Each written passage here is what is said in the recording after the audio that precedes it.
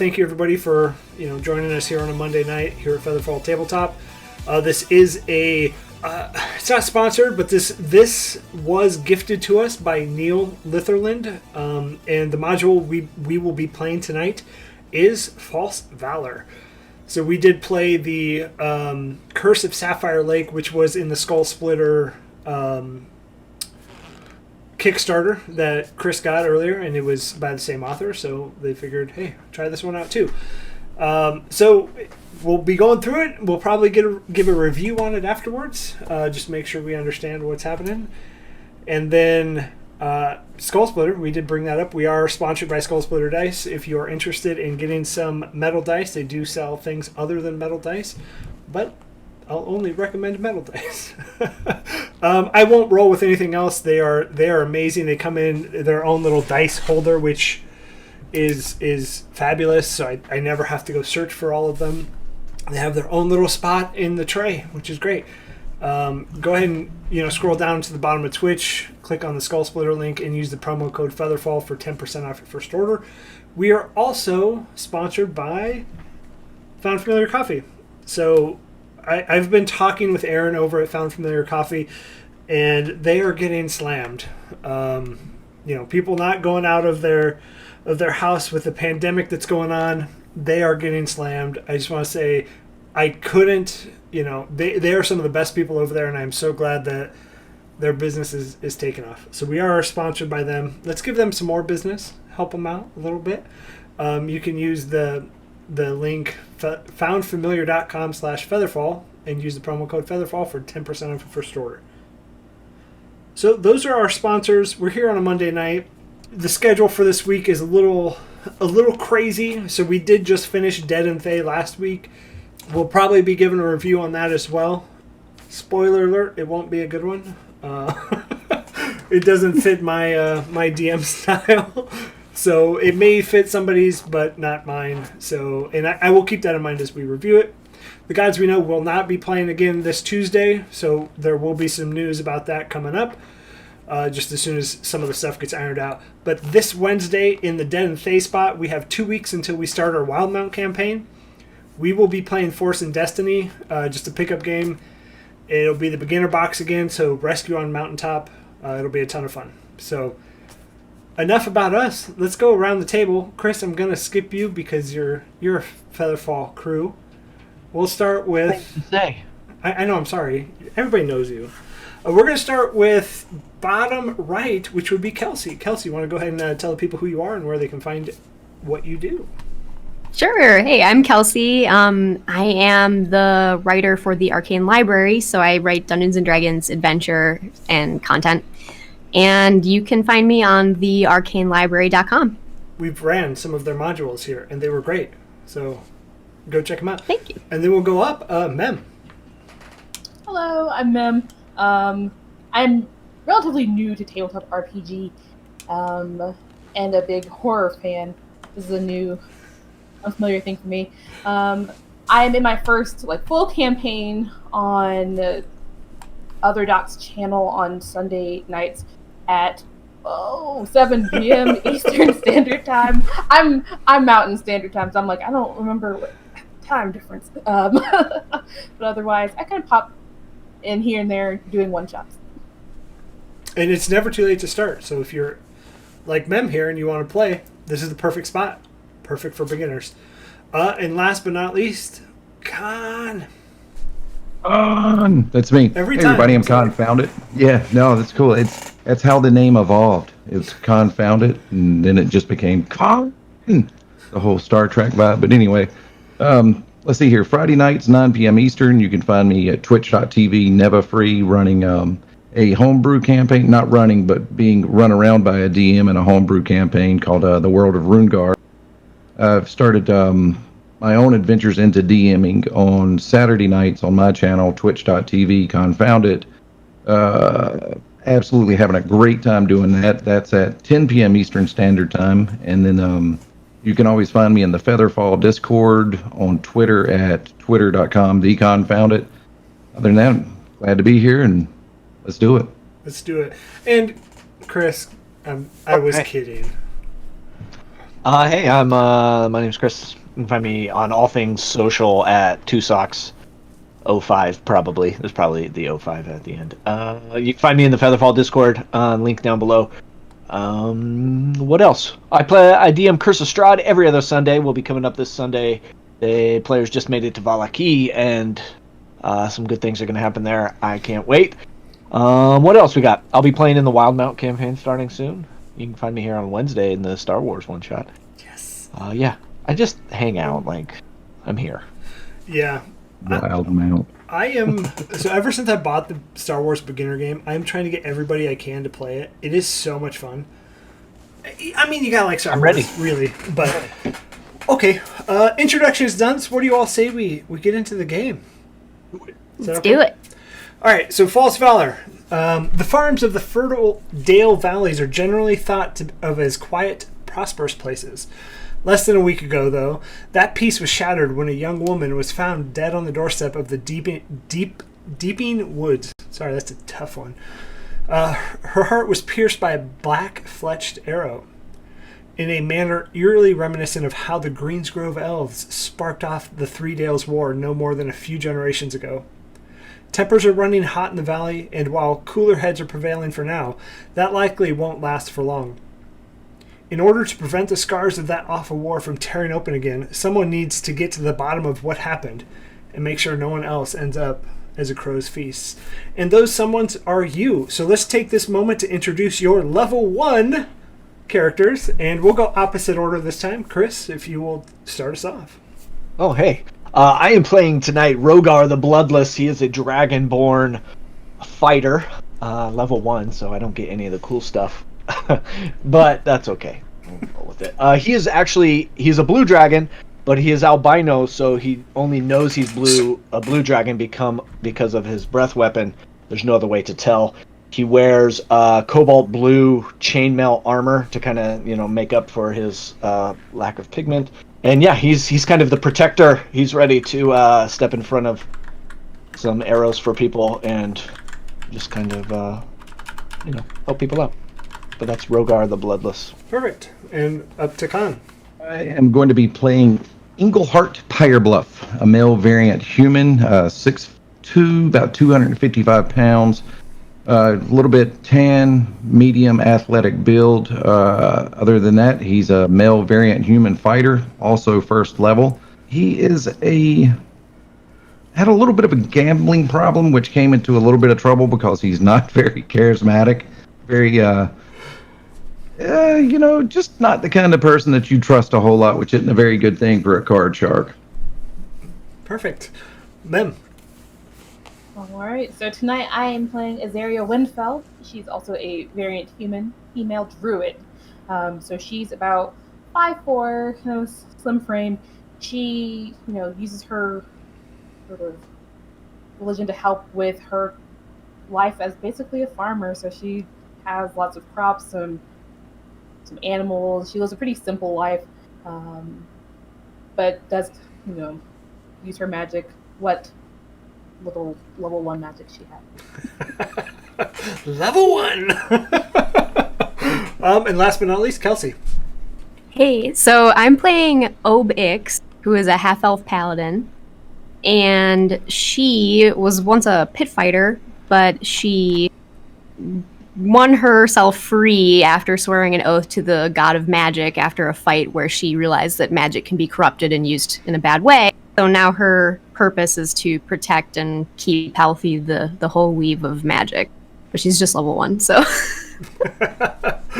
Level 1! Level 1 seems to be the theme. And so, by some means or another, you all are here to investigate. You all are here to figure out what happened. Knowing a little bit about the Three Dales War, it was a war between humans and elves, and it was bloody, and it was for a while. So, you all are walking into Stone's Crossing at this point, which is the town that this starts out in. Stone Crossings sit to the south of the Deeping Woods, and is largely made up of grain and dairy farms. Small mills dot the countryside, and the town proper is quaint but prosperous. If one glances behind the newer facades, though, the old char of wartime fires is still quite visible. Something that's true for the people as well. While many are going about their day-to-day doings, it's clear in their darting looks and hushed conversations that something is not right. There's tension in the air. Whether that coming storm will burst into violence or pass over is anyone's guess. And so as you all walk up, you're walking through this small town, and you see the mills, the different farms. The Deeping Woods is that huge hill set behind, and then Stone Crossing is the town there. So as you walk through the town, the Reeves office is a small, neat building on the corner of the town square. It looks like it was once a small house, but has since been converted.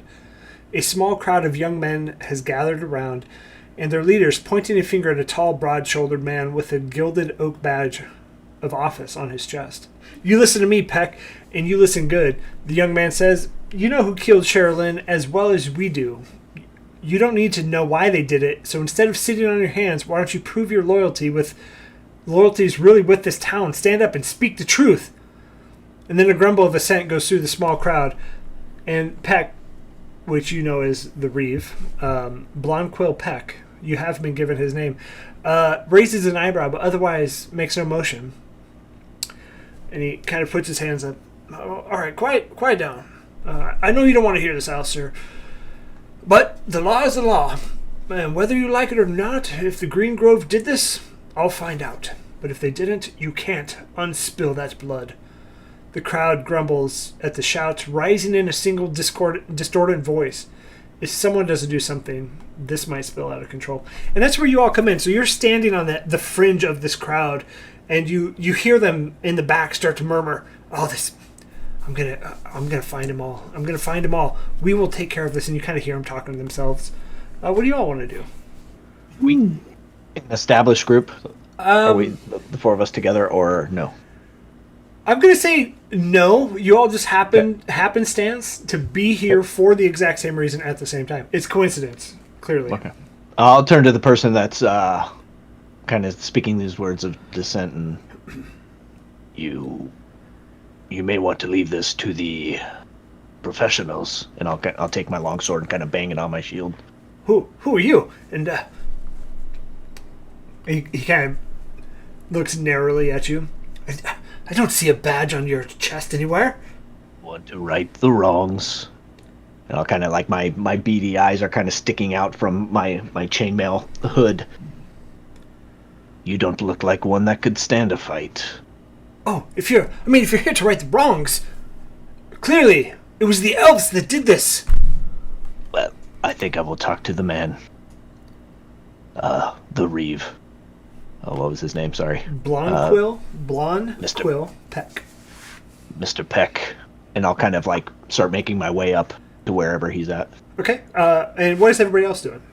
I think, Obix is going to see this brave show here, and she's going to step forward too and say, "So is it that you need a badge to believe in justice?" She says, "I'm going to pledge my sword to this cause as well, because, as you can see, sometimes half-elves are the product of union and happiness between elves and humans, and I believe that can continue here, and perhaps we can prevent some problems that don't need to happen." And as you say half-elves, you hear this quiet rumbling in the crowd, and they spread. The crowd spreads and lets you walk forward. Mem Khan, what are your characters doing? Inglehart's going to follow the Dragonborn in hopes that he starts a fight, so he can place. Because he saw this little altercation, and he's like, oh. He's going to follow him, hoping that a fight does break out, so he can put some money down on it. Okay. Azaria's watching the half-elf and wondering if this was the best place to mention being a half-elf.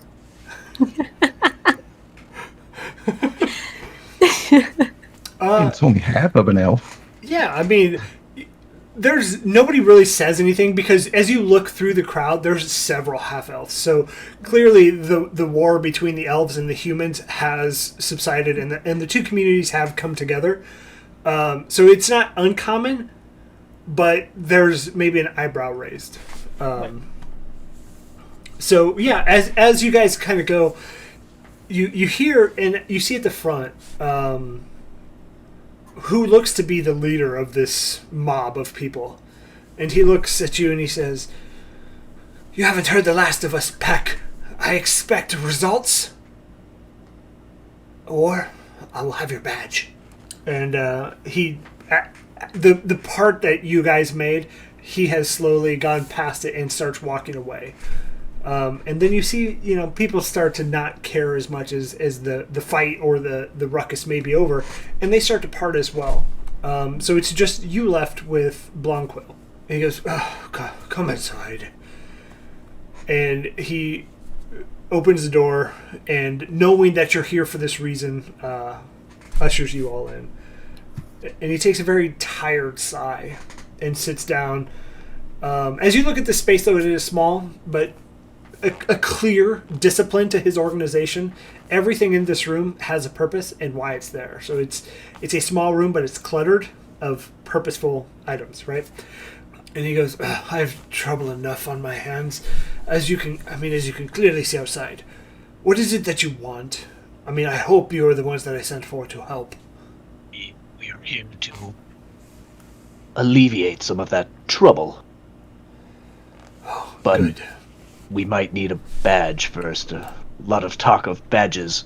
Well, I'm not going to make you a deputy. Go ahead and roll a persuasion check. Oh, that's probably really good for him. Engelhart looks around. Is he talking about to us? That's a 12. He's like, I will not be handing out badges, but... Well, I don't need a badge. There's a lot of talk of badges. Well, I assume you're here for the murder. I could use all of the hands available. And he looks at the four of you.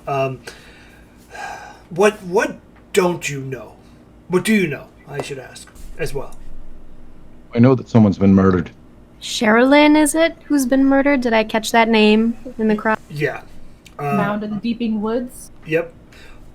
Oh, okay. So you guys know... You really know nothing. And he kind of leans back. Well, all right. The girl's name was Sherilyn Rowe. And you can see his face doesn't... After the initial sigh of sitting down and the sigh of you guys not know anything, his face is extremely composed. You don't see much change in it, which is odd to an extent because it's a small town and murders don't happen often. And then he continues, her folks have a small spread to the east of town. It's a healthy walk from their place to the edge of the deeping woods. Where she was found. And then, as you probably do know, there was the black-fletched arrow that was driven into her. Plenty of folks around here suspect it was someone from the Green Grove. But it doesn't fit for me. How much do you know about the Three Dales War? Well, it was between elves and humans that I remember, but I don't know much else. Right. Anybody, if you want to give me a history check. Somebody from this area, sorry. If you're near this area, I know, Con, you said you were town adjacent. Yeah. Yeah, I got a 6. 12. Oh. Okay, Azaria. Yeah, you know that the black-fletched arrow is a calling card of actually elves that identified them as the Black Arrow. So they were rogue, almost assassins that their trademark was arrows that were fletched completely black with, black quills, and the arrowhead itself was black. And that was their calling card. And that's why it's almost like he puts a lot of emphasis on the Black Arrow. So, and he goes, "Oh, okay. So the Three Days War began when the elves felt that they were wronged in some way, and I was just a small lad. I don't remember much of it, but they were wronged, and they took out their anger on the village and all of the countryside. So eventually the war had got to the point where they burned all the fields, they cut off all supply lines, and we were forced to surrender. We didn't have food, we didn't have water, nothing. So it was, they didn't just go out, murdering people. They didn't do that. It was very thought out in what they did. When was the last time a murder like this happened with this arrow? Oh, many years ago. I can't remember the last time that it happened under my watch. Has there been anything going on that would provoke such an attack? Well, he's not gonna. He didn't want to. He kind of shrugs away. He's like, Well, all right. Don't. If I visibly see that shrugging, I'll kind of. What is it? Well, you see Push that very concentrated face kind of turn, and you see him almost dart his eyes back and forth, and then he says, "Well, okay, this stays between us. We've tried to keep it quiet because, as you can see, the town itself is upset. They're starting to. I don't want to say riot, but it could very well become a mob mentality, and they set their sights on the grove. But we've had multiple animals come up just dead somehow. Well, I know how they died, but we don't know who did it. Was the body in of the animals?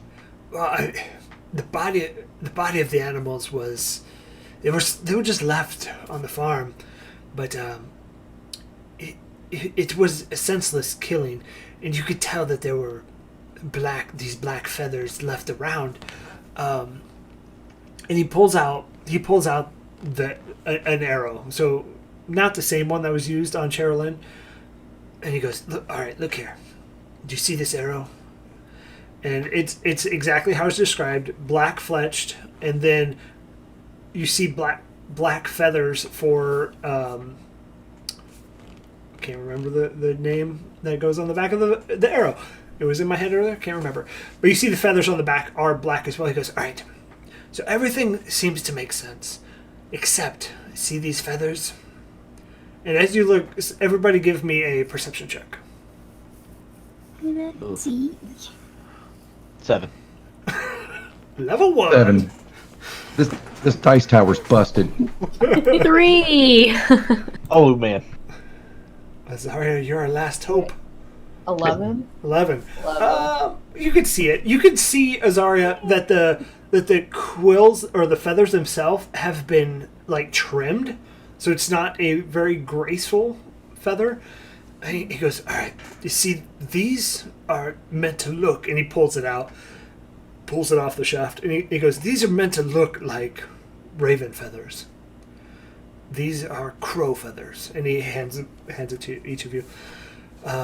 As you know, the raven itself has a very curved feather. I think they trimmed it, I can't really tell, but these don't fit with the feathers that were used in the war. Is they, and do you have a Thatcher nearby? Is there someone that we can take this arrow to that has a little bit more than just a suspicion that can give us some fact? Well, we don't. That can confirm your suspicion? I mean, the Thatcher's several towns away. That might be not enough for now. I mean, honestly, where I haven't got much luck because they don't talk to the local authority, would probably be down at the Plowshare, which walking in the Plowshare is the inn and like public house, so tavern, things of that nature. And and he goes, it would be wise to not say you're looking into this. Maybe just ask around. Right. And do you know, before we go, did this girl have any enemies or any people in her life who might have been considered unusual? I would talk to her parents. So the Rowe family are at their house. Honestly, I haven't got that far yet. It's been a nightmare down here, just trying to keep the local citizens from rioting and attacking themselves and heading into the woods. So that is why I did ask for help. Good. Well, we should talk to them and go see what the folk at the Plowshare have to say. Need to report back to you or continue on any leads we find. I mean, yeah, you can report back to me as the day is done. That might be fine. I don't need a check-in every. I will be investigating my own leads as they come up. So maybe we'll meet out there somehow. Okay. And he goes back. You see him quickly writing notes on the desk. Anything else y'all want to do in the Reeves office? See if I can maybe read some of those notes that he's writing down, see what he's scribbling down, see if I can discern more than what he's told us. Yeah, give me a perception check. 13. 13. You can make out your descriptions, everybody's descriptions, and you can make out unofficial deputies, and then he's writing out kind of the clues to an extent that he gave you, or the places that he tasked you with to start. Okay. All right. Okay. So as you leave the Reeves office, you head down. The town itself is not very big, and it is very small town, so it has a town center. The inn is right adjacent to the Reeves office, and you see the plowshare. It is the picture of a plow with a thing of ale with it. So, are you all anybody outside still? Like I think you said like the angry mob kind of died down a little bit. Yeah, people kind of going about their way. There's people outside, but they're not really doing much. They're just kind of minding their own business, milling around. They kind of they don't talk to you because you're outsiders to an extent, and they kind of like as you all walk by. All right. And then how's the plowshare sound? Is it rocking in there? Or is it? You can hear people in there. Yeah. Okay. Right. And he didn't say talk to a particular person. Just go in and kind of feel around. Feel around. Yeah. Okay. All right. Does anyone have any coin? I lost mine in a card game. Oh, well, let me see. I think I have enough to cover your drink. Oh, I was going to try and purchase information, really, but okay. I'll be Maybe glad to get you a drink. It starts with a drink. Yeah. Here. I'll get y'all a drink and see if I can find something from the bartender. All right. Are you rather persuasive? No. Perfect. That never stops me from trying. Maybe I should go with you, and I kind of lean forward a little. Yes. I would enjoy the company, thank you. Please. Let's go. Azaria, do you mind hanging out in the back with me? Of course not. Keeping our eyes open, maybe. Okay. So as you do walk into the plowshare, it's a high-ceilinged room filled with tables and boasting an impressive fireplace. The plowshare seems like it could fit half of Stone Crossing. As you step inside, heads turn and eyes narrow. Conversation buzzes to a whisper as those sharing drinks and talk turn to see what outsiders have darkened their doorway. Heavy footsteps fill the room as Alistair Finch reaches over the fireplace and takes down a heavy single-edged longsword. An older woman with her hair tied back and the apron around her waist calls out for him to leave it there, please. And he shakes his head. No, mother. Nobody's safe anymore. We will need this. This will be mine to protect us.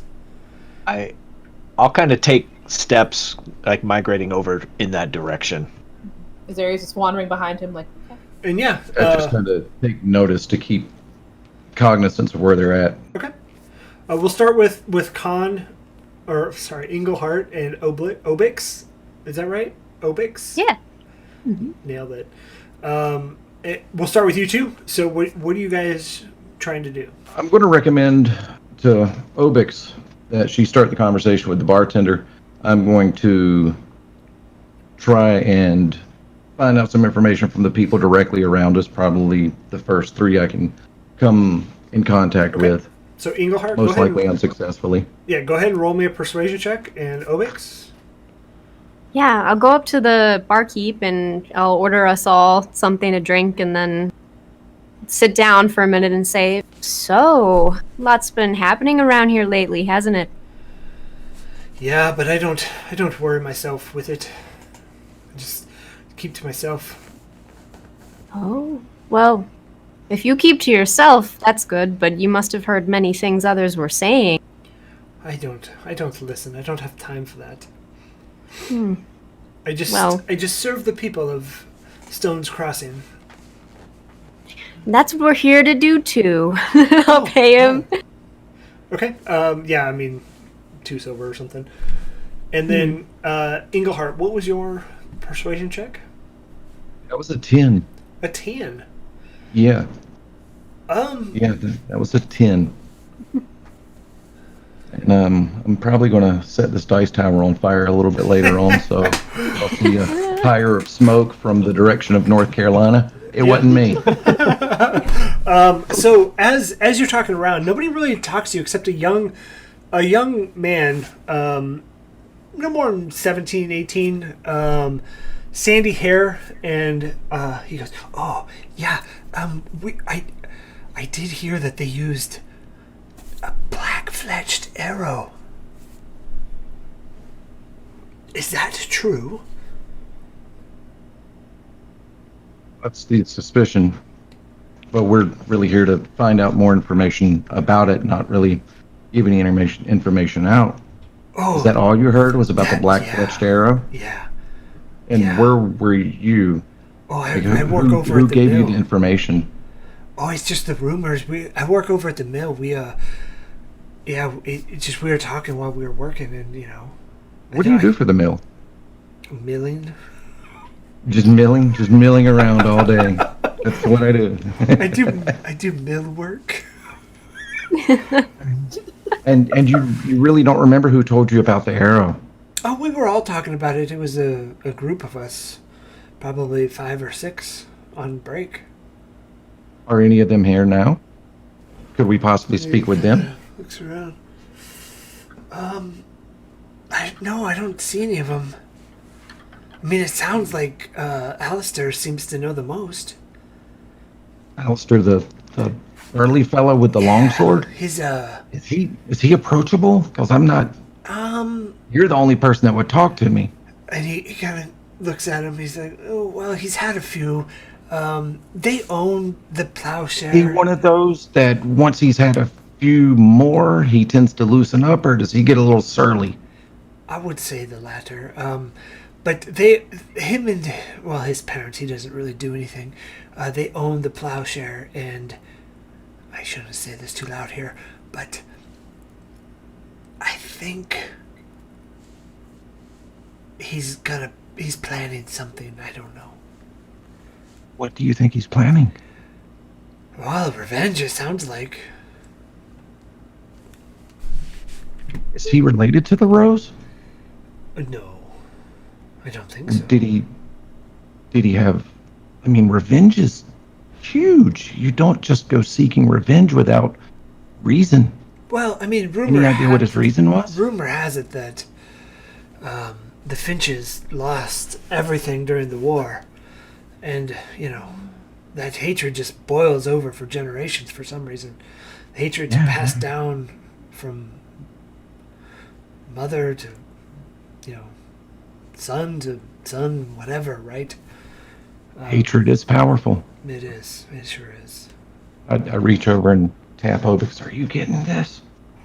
Yes, and she's going to turn around with a winning smile and be like, Alistair, that's a fine sword you wield. It is. I'm sure you're proud of it. It is the family sword. I shake the little sandy blonde-haired fella's name and is like, I'm Englehart Firebluff. I didn't catch your name. It's Frederick. Frederick, thank you. If I have any more questions later, can I seek you out? Where might I find you? I mean, by the looks of this crowd, I'm probably gonna be heading home soon because it gets rough here sometimes when Alistair and his crew, and this is as Obix is kind of called his attention. He Frederick quiets down a little bit. He's like, well, it gets a bit out of control, and he shakes your hand, and then you see him head towards the door and leave. Stay safe, Frederick. Thank you. You as well. It's the one that came and grabbed the sword off the mantle. That is Alistair. Okay. And I guess I'm by gonna- this time, I'll be kind of behind him now, so maybe he's in between me and Obix. And having learned this, I'm going to immediately rejoin Obix and the fellow. I don't know his name yet. We haven't done introductions. Oh yeah.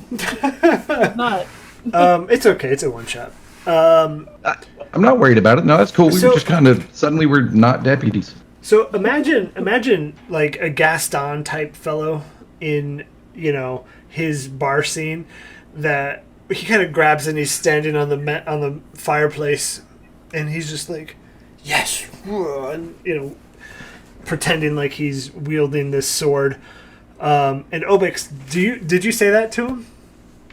Yeah, I complimented his amazing skill with the longsword. Okay, and he goes, it is a fine longsword, and it will slay many elves. Ah, is that what you plan to do with it? Oh, yes. If that Looks Reeve like it. doesn't do anything, we will do it ourselves. And you hear the hooligans go, yeah! They're all drunk and, It looks like a decoration to me. oh, it has slain many of foes. I'll take mine and put it down in front of me and kind of put my hands on top of the pommel. You might want to put it back on the Oh, horse. no, I don't think so, friend. But it's not used for dragons, it's used for elves. Well, And blood is blood. He kind of has it in one arm and then has his, tankard of ale in the other arm. Zara just kind of leans over and whispers, I think the only one at risk here is him. You're right. I think you're right. Yes. So you have quite the vendetta Yeah. against someone. Well, what do you say, boys? Let's go! And he rallies the same silly kids that were out front, and they all storm out of the plowshare. I just got here. I know, we have drink to drink. Oh, and you see the bartender go, oh, don't mind them. They're just... Boys are crazy. That group is crazy. So, where do you think they're actually going? I don't know. And you hear the mother come up. I am sorry for my boy. When he starts drinking, he gets a little riled up. He'll go, I don't know, swing his sword at trees and calm down in an hour or so. Be a threat to somebody outside of these walls. I couldn't imagine. Not my sweet Alistair. Well, and he's so upset, isn't he? He's clearly disturbed by these turn of events, but I just wish we understood more about what we could do. And I'm going to look at her very pointedly. I don't know anything. You may want to go speak with the Rowe family. And as you start to talk about what happened, you see Mrs. Finch kind of tighten up and regain composure and become much more serious in her expression. How do you feel about everything that's been happening? I try not to think about it. I worry about the plowshare, and the plowshare is all we need at this moment. Has this not impacted business at all? It's booming. Because the locals come and drink and get riled up and then go out in the woods with swords? People need to, drink to worry away their stress. It drinks away their stress, and then they're fine. And we're here to provide that. Which way was the row house? That was to the south, right? The west? south, west, south. And I'm actually talking to her. I know which way it is. And she's just like, it's Out of character. it's out that way. I believe it's to the east. And do you have any idea who would have done this? Who would have wanted to have done this? I mean, I'm new in town, but from what I've heard, there doesn't seem to be any reason why a tragedy, a travesty, a disgrace of this magnitude would have happened. Do you think it's political, or do you think it was actually... It was clearly... And then she stops. I have no idea. Clearly, so close, clearly... Lord, you sure about that? I have no idea. I will not spread rumors and conjecture. It's not a rumor. We're actually trying to solve this. We're not going to spread it. I would Any suggest information you could give us. I would suggest you talk to the Rowe family. Is there... Again, we're not from here. How would you suggest that we broach this with the Rowe family? What would be the best way to approach them? Well, if it were my son that were dead, I would be a grieving mother, and it would be a very hard time, so please keep that in mind as you do this. We will. And seems you have a long history of elf slaying in your family. I can't help but think you already know the guilty party in your mind. Well, we all cast our judgments. Whether it's right or wrong, it's not fair. And then she stops again. I have no more to say. And I look at the party and I was like, I think we've gotten all we're going to get out of her. Let's go talk to the Rose. Yes. Okay. So it's not a far walk. It's 15 minutes outside of Stone Crossing proper. Can I find any patches of flowers along the way? It is very Okay. flat land, grasslands. There's Okay. flowers all over. There's wildflowers. Maybe even some lavender. I'll pick like a bouquet of whatever flowers are hanging around, or good smelling herbs or anything, and kind of tie them together as a welcoming gift. Love it. Okay. A welcoming gift. Welcome to your... Well, to the Rose, As a- Mrs. Rose, Sorry about your loss. Yeah. I'm welcoming you to your own house as I enter. Kidding. welcoming was the wrong word. As a good gesture, As a, what's it and called? hopefully gain some. Yep. That's fair. Condolence. It's a Yeah. There you go. Perfect. That's the word. Condolence, yes. That's the word. The writer has the vocabulary. There we go. Aren't you an English teacher, Chris? Hey man, I'm doing distance learning right now. I teach from home. I don't. Okay, so it is a 15-minute walk from Stone Crossing proper, and you see mills out there. So you can, what Frederick was saying. You see mills just speckled throughout the grasslands. Then you see a lot of farm, a lot of agricultural areas. But so the Rowe family spread itself. The farm is a small flat patch of land crisscrossed by fences and dotted with milk cows. The animals watch as you pass, lowing to one another as if sending word ahead to the ranch house. As you draw closer, you can see the black veils over the windows that signify the family's mourning. Nobody out front. Nobody out front. Never brought a pot pie. That always helps. Shit. But that's good work. That's good work with the flowers. By the way, I'm Englehart, Higher Bluff, and I'm being serious. I am Rogar. Pleasure to meet you, Rogar. Thank you. Everybody else, I mean, we are halfway through. Should probably introduce ourselves. We're working together now, yes. Well, Good I'm job, Obix. We are. Well, No sometimes need. you're thrown in, and the pleasantries are forgotten. But Yeah, no, we did just kind of get thrust into this, didn't we? yeah, Yeah, no, I mean, it was like I didn't am even get a badge. worried that this is not going to be a cut and dry investigation here. It's going to get worse before it gets better, I believe. Rogar, I'd have to agree with you. Oh, very Clearly, likely. it's not just a simple matter of an elf shooting an arrow. It seems more complicated. Yeah, no, I completely agree. And then the whole Raven, Crow Feather, Azaria, what do you think? What are your thoughts? Honestly, sort of unsure. I know that it's a sign of rogue elves, so does that necessarily mean that it's the elves that are local?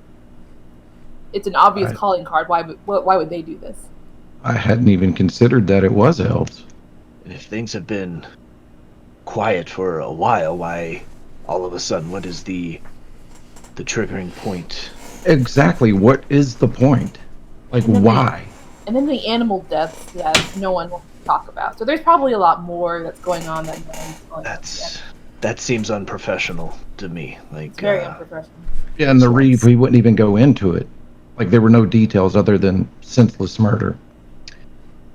Well, I haven't known elves to just senselessly kill their prey. You have more respect than that, usually.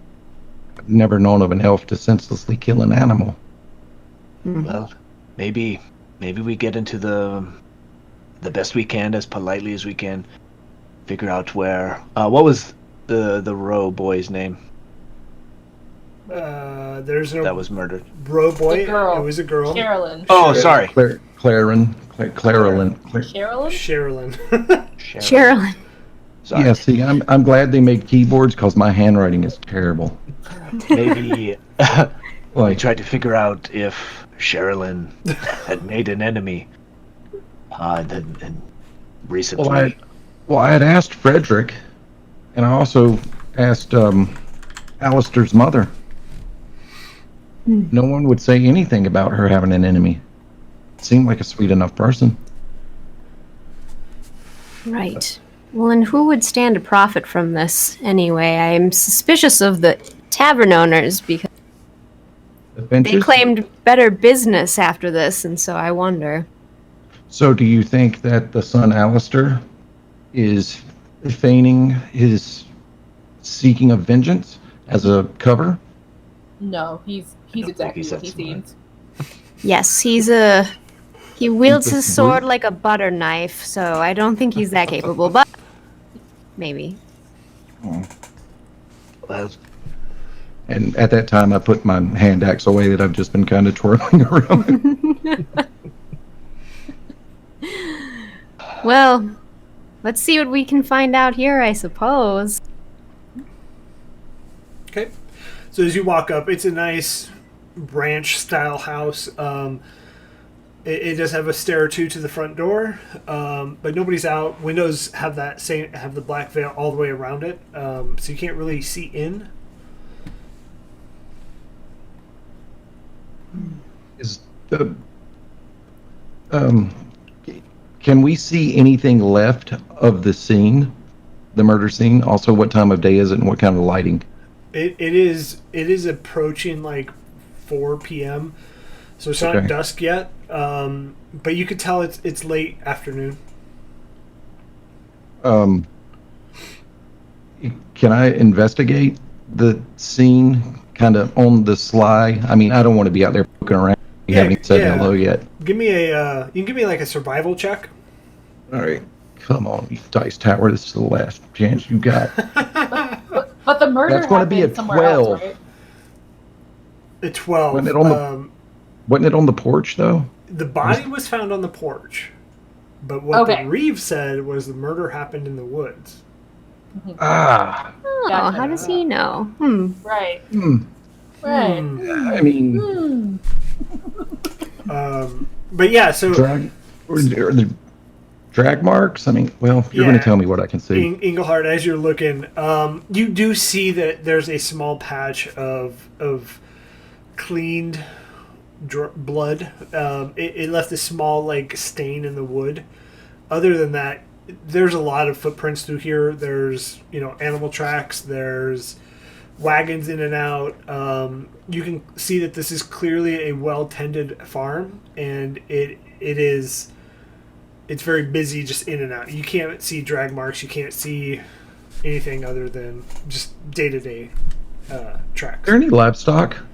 Oh yeah, there's Is there any livestock. livestock fences and Yep. like pasture. So as you were walking down the street, you did see you walked by a fenced pasture with animals in that fence. Okay. Cows, chickens, All right. maybe. Sheep. Wolves. No, just kidding. No wolves. I kind of let everybody know that about the blood stain as I step around it. And it's small. You really have to Point look out. to see it. Yeah. Yeah. Maybe they saw who dropped her off here as they were leaving. Maybe we can get a description of somebody. True. I don't know. Anyway, we should probably knock on the door. I'm voting for someone else to do it. I am not the best with words either. That's Me why I either. got the gift. Me either. I'm happy to knock, and you have the flowers, though. I think you should hand the flowers over. I step back and into the blood stain. Okay. I guess I'll knock. I'm like, Azaria, let's put our best faces forward. Why don't you come up here? Walks up like, I'm here. Why? I'm Engelhart Fireblood. Yeah. So Obix, as you knock, you see a taller, very handsome woman, and you can see she has a simple farm wife's dress on, and her eyes, you can tell she has some bags, and they're very red. Her eyelashes are kind of matted together from crying. Hello, what can I do for you? Well, we're so sorry to intrude. We wanted to first give you our condolences. I'll step forward. You're a I good gathered man. These flowers for you. Oh, well, thank Sorry you. Thank about you. what has befallen your family. It is terrible. Yes, and we're here to try to help make it right, although it can never be made right, but hopefully find justice. Oh, are you with the Reeves office? Sort of. I find it odd that he hasn't come out here yet, but I mean, come on in, I suppose. And go ahead, Engelhart. He hasn't been out here, then who has? Well, I mean, there was, I think the deputy came out here. I don't remember what his name was. And they took my daughter. Let's come inside. We'll talk about it in here. And I'm so sorry for your loss, by the way. Thank This you. must be terrible. It is a hard time for me and my husband. So as you walk in, it is a very small farmhouse, and there's 2 couches. Please have a seat. Well, I suppose you're here for questions. I'll let you'll start, I suppose. How about you start? Um, Why don't you just tell us of your daughter? Well, she was. What can you tell us about her? Like, what were her interests? How would she normally spend her day? Well, Why was she in the woods? that's fair. She was, I don't want to say a simple girl, but she worked around here a lot. She didn't get into any trouble. She had the occasion friend or two, but she really stayed around the farm and helped. She was, she helped Dotron, which is my husband. By the way, I am Aramina. What is all of your names? I'm Engelhart Firebluff, and I'm being serious about that. You see it like a sad smile. I'm Zaria Winfeld. Nice to meet you. You as well. Well, I'm Obix. Obix. Okay. And yes. this other fellow. And I'll bow my head. Did your daughter have a best friend? I wouldn't say a best friend. Maybe somebody she talked to every once in a while. I don't remember their name. They didn't come around here very often. But again, she was quiet, stayed to the farm, really just worked around here. Nothing really out of the ordinary. She wasn't a normal kid where she would just go and play and get into trouble and get dirty. She would just kind of hang out here. Do we know how old she was? Teenage, like 18. Okay, alright. She never went with friends out in the woods. No, I mean, well, I get... Yeah. Well, there's a discrepancy in the stories that we are getting, and the one is she was in the woods and brought... Now, pardon me for being frank here and to the point, that she was murdered in the woods and brought to your doorstep. Is that correct? That is what we believe, yes. Did you happen to see anybody that night, coming or going? No, unfortunately, we just woke up to it.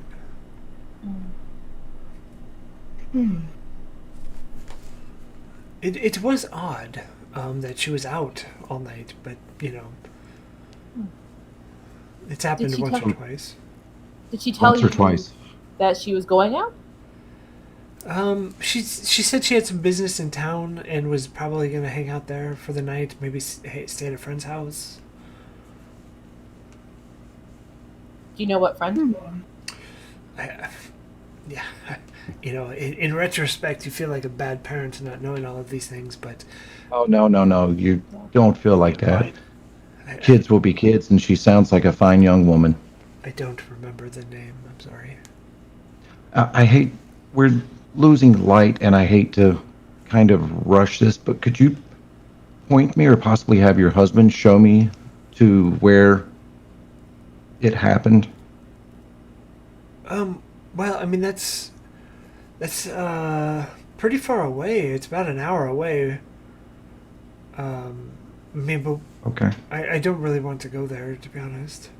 I understand, but thank you. Maybe you could tell us how to get there. Yes. Oh, yeah, it's actually... It's called the Secret Grove. All the kids call it that. It's not really that secret. It's right off the main path. And she'll give you the directions there. Has your family had any issues with anyone else in town? Not just your daughter, but everyone. No, I mean, not really. I mean, we kind of keep to ourselves. We just do the work out here. I mean, it's not really... give me a persuasion check with that, too. Have a D4 you can add to it. I bought D4s for everybody. But it's a natural 20. Oh, Then yeah, save it. no need. Yay! Save that. So, as you ask that question, you see Aramina kind of, and you see that same sad smile that when Englehart made the joke of his name. She goes, well, I think she had maybe somebody that she was seeing. I read about it in her diary, and I could take you up there if you would like to read it.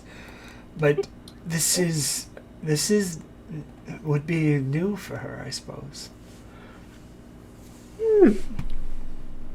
Yes, I think we could benefit from seeing that. Read her diary. Okay, so she takes you upstairs to her room, and yeah, she hands you the diary. Did we notice anything out of place, out of the ordinary? Is there anything about either the husband or her or the home itself? Well, you haven't seen the husband yet. Okay. But- I thought she called him in, but okay.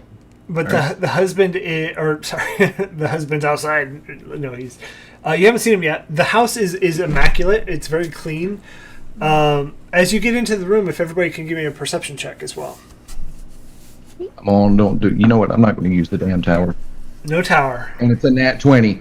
And it's a nat 20. Throw the You tower are away. getting burnt. Hold it. That's it. 9. Counteracts my It 2. was, Two. It was a nice tower. Got a 14. 14. Okay, actually, Englehart, you're the only one that sees it. In there's a small fireplace in her room. You see maybe the leftovers of some ash that looks a couple days old, but there's a bigger piece of paper that did not get burned. But the mother kind of, as you notice that out of the corner of your eye, the mother takes you in, and the diary is sitting on the bed.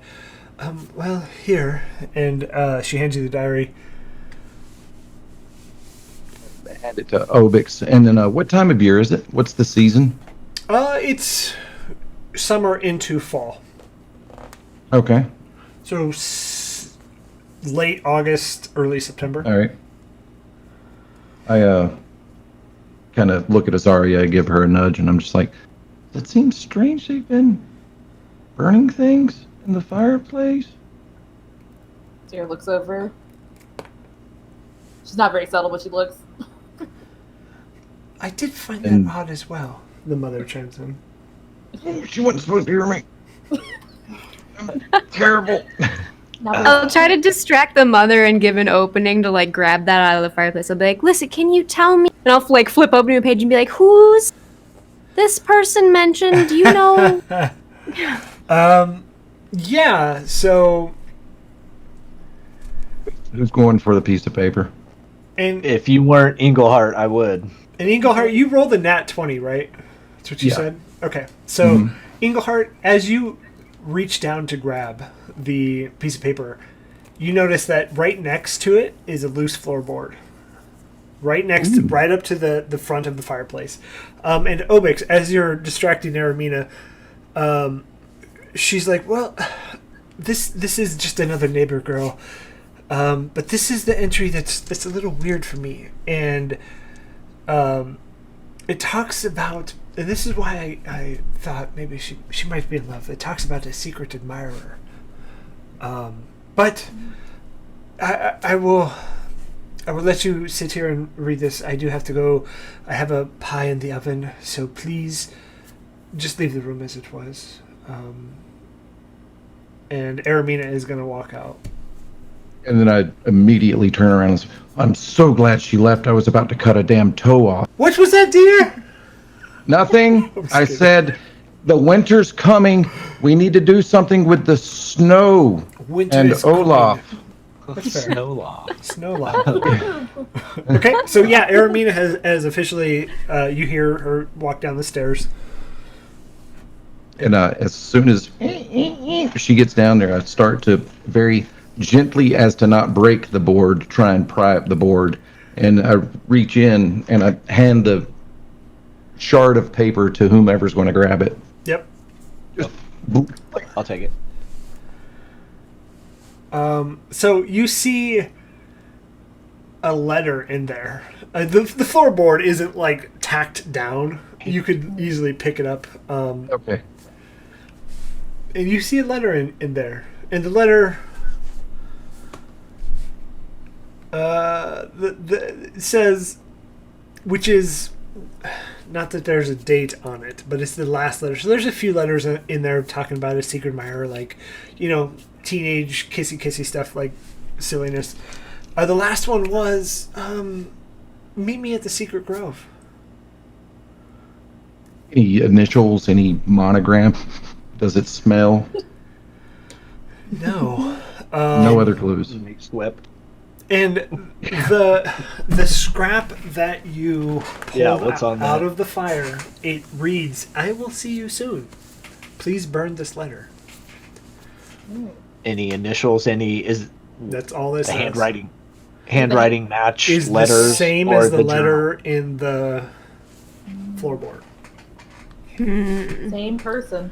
All right, this is good. I guess we know where we're going.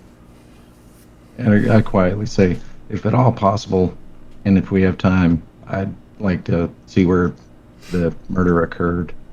That's But if I'm not, thinking we that's had. fine too. I think we have enough without it explicitly seeing it. Obix, any names in there of who this gentleman might be? Right. Yeah. Anything in the gentlemen. diary? Nope, it's very high level. Because you feel like the diary wasn't like a secret thing, it's more like a journal. and the things that were, to be hid were left there. Got it. So Does she no, seem- nothing. Did she seem interested in this person, or just kind of curious about who they were? There are some mentions in there of the secret admirer, and she wonders who it is, and maybe that it's, some random boy in the town, and maybe they get their hopes up.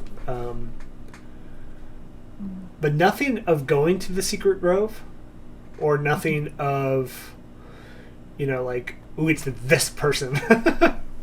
Then it wouldn't be a mystery. The body, the murder happened at the Secret Grove. We know that. Well, At least that's what the mom said. that's what We've they been said. told that multiple We've been times. told that. Okay. Yeah. Yes. Well, I mean, it's for you to find out. You guys are investigators. For me to know and you to find out. That's true. That is true also. Such a DM statement. Well, I would like to see the grove. I mean, before any. I mean, if there are more kids hanging out there, they might know something. Right. Be worth Yeah. a shot. Do you think we should go now before the daylight fades, or should we? I mean, the sooner the better, in my opinion. Well, I agree. when do teenagers sneak out and go do teenager things? It might be Nah. better In the there. dark. Night games. We could go check out the grove before Yeah, they get there, beat them there. That way we can inspect it, examine it.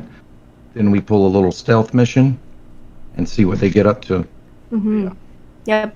Good idea. I agree. All right. Okay.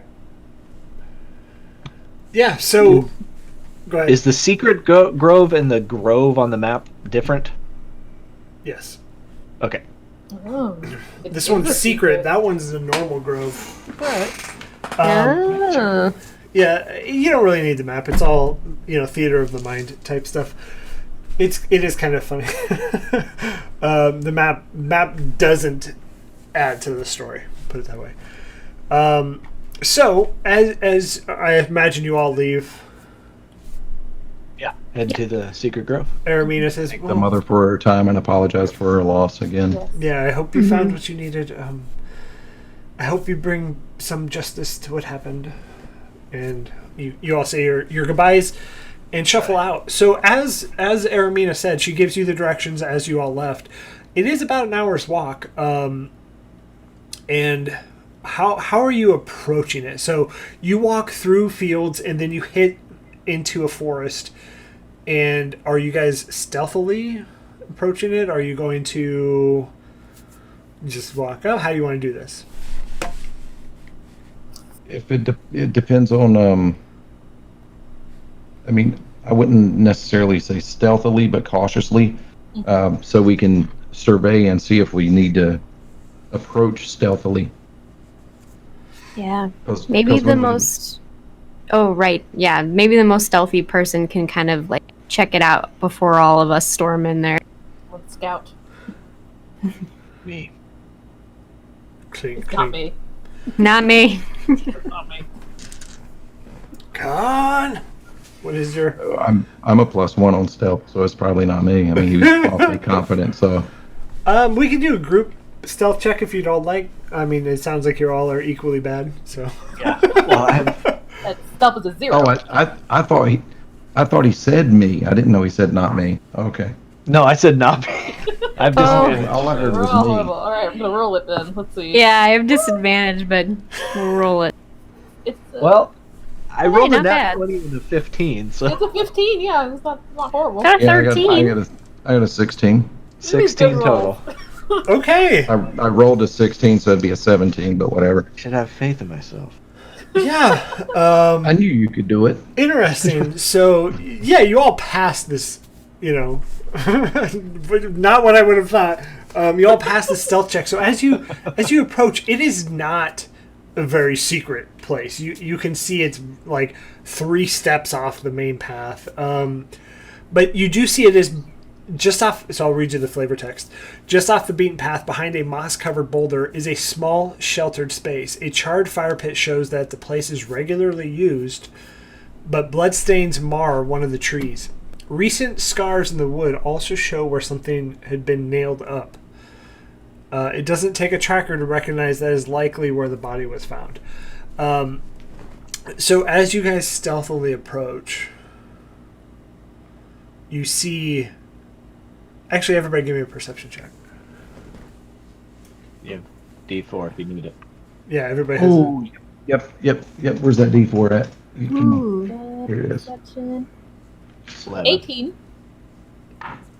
Nice. Yay. What did I get? I got 17. 13. Rogar and Engelhart? 13? 11. 11. Azaria and Obix, you see it. You see that there are 4 people, almost like they're hiding. So you approach from one way, and they're like looking the opposite way you guys approach. They're like hiding behind trees and stuff. Yeah, what do you want to do? Definitely warn everyone. I'll be like, there's 4 people. They're watching. And as you Ready my you axes. get closer, you see that they have hoods on, dark hunter green cloaks. I would say Obix. Azaria, are you half elf as well? No. No. Okay, Obix, you do recognize that these cloaks are of elven, design and make. I'll tell everyone. I'll be like, I think it's elves. You speak Elvish, right? Yes. Okay. Does anybody else speak Elvish? Common and Marquesian. Well, maybe I'll call out to them then in Elvish. If I can be like, we mean you no harm. Is that? And let me ask: is that your first language or second, or like same at the same time? I think, well, given her background, I think she was with elves for a while and then left of her own choosing and then learned better Common in the fighting pits. So Okay. I think it is her first language. Okay, so as you say that, they respond to you, and only Obix can hear this. Well, everybody can hear it. Only Obix can understand it. The response is death to the field makers. Obix, give me a history check with that. History. Okay, let me see. Flat roll. 17. Yeah, so you get that with your growing up, and you kind of jog your memory banks. The language is correct, but it feels off. It feels as if it's not their native tongue. It's almost like somebody who learned it but speaks it very poorly. And at this point, we're all going to roll initiative. Damn it. So, Death to us. death to the field makers. Talk. Field makers. Ooh. Got a nat 1 on initiative, so that's a 3. no. Maybe Okay. that dice tower wasn't broken. It's just the dice. Azara, I got a what'd you- 9. 9 on, Maybe. I might need to get some skull splitter dice. I'm not. So, anybody seriously, skull splitter or not skull splitter, roll metal dice if you haven't already. You will not want to roll regular dice again. I am not kidding. Rogar, you rolled a 9. Yeah. Azaria? 18. Ooh. Ooh, nice.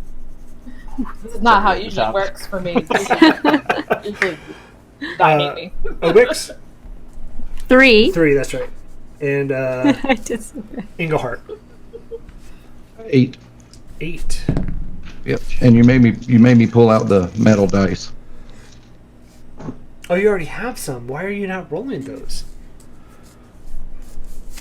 Because I was using the pretty krakens, Nice. which I'm going to give away to someone I don't like. Wow. I'm sorry to that person. All right, so top of the order will be Azaria with an 18. So you are about 50 feet, maybe more closer to 30 feet from these 4 cloaked figures, we're going to use theater of the mind, so just do your best to assume we will make movement kind of abstract for all intents and purposes. It's the terrain. Is there any kind of cover, any obstacles we need to be concerned Yeah, with? so you are in a tree. There are a few boulders strewn about. You are in a forest, so there are trees everywhere. And then, so you all are to the left, as well as the 4 cloaked figures. To the right is a main path that it appears empty for the time being. Okay, thank you. Making any aggressive moves towards us? Oh yeah, they yell fine. death to the. You see them kind of. They turn their bows, so they had their bows out, kind of like they're hiding, waiting to ambush somebody. Oh. You did hear me say I was ready, and my axe is right. Yes, I Okay. did. Okay, Azaria, what would you like to do? So she'll take out her crossbow. Are they like really ready to attack, or are they just kind of saying it and kind of mocking? Oh yeah, we're really going for it. All right, fine. She'll just they have an arrow take out knocked, ready to go. all right. So she'll take out her crossbow and aim at the closest of Okay. the maybe elves. We're gonna call them Bandit 1 is the closest to you, and then 2 is second, 3 is third, 4 is furthest. So we'll Okay. take a shot at Bandit 1. Okay. Yeah. Go ahead. That's a 7. So yeah, as you let loose, it just. Phew. Bandit 2 is gonna yell again. You will all die, which is inappropriate in most terms. And they're gonna shoot right back at you, Azaria, rather. A 7. I imagine that doesn't hit either. No. Okay. Rogar with a 9. You are up third, and again you are about abstractly 30 feet away from Bandit 1, 35 from 2, 40 from 3, 45 from 4. Said it's my turn? With a 9, you are Holy third cow! in the I was initiative. I was waiting for some other people to go. I will bring up my shield up right below my eye line. I'll put my long sword over the top, and I'm going to start marching towards the closest one. And over my shoulder, I will say, "Engelhart, you are following." Not kind of a statement / question. And I will come up, and then as I get within melee range, I will take a swipe Okay. at.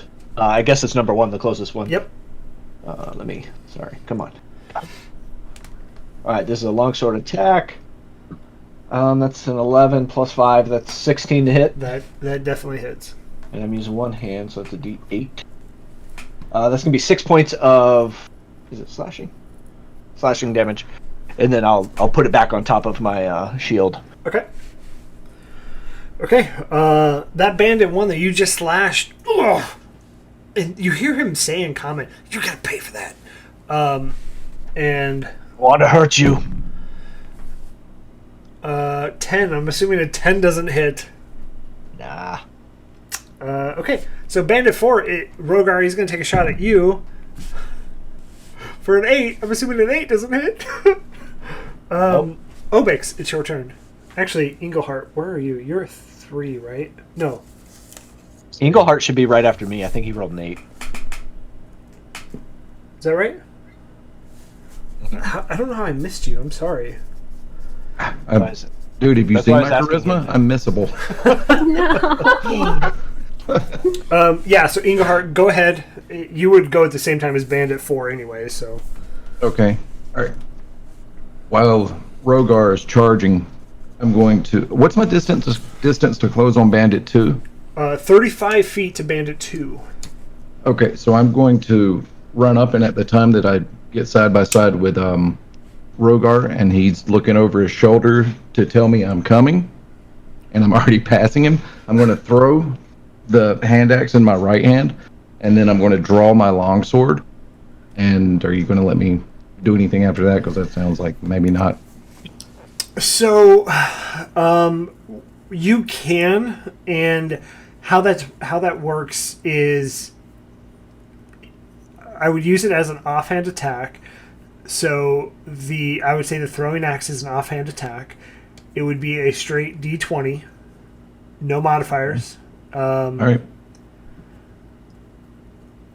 And no modifiers to the hit. You would still have your strength or whatever modifier for the actual damage. I'm pretty sure that I'm never getting that axe back. In the woods. Yeah, it was a 5. Yeah, so as you throw it at Bandit 2, it just...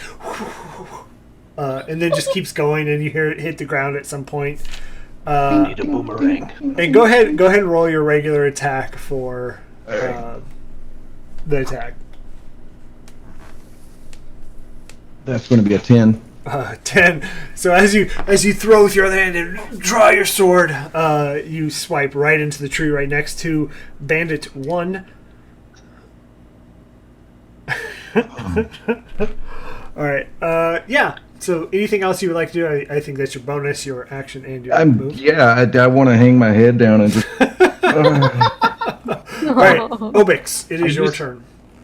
Are you So- standing next to me? Ingle. I've Engelhart? passed you.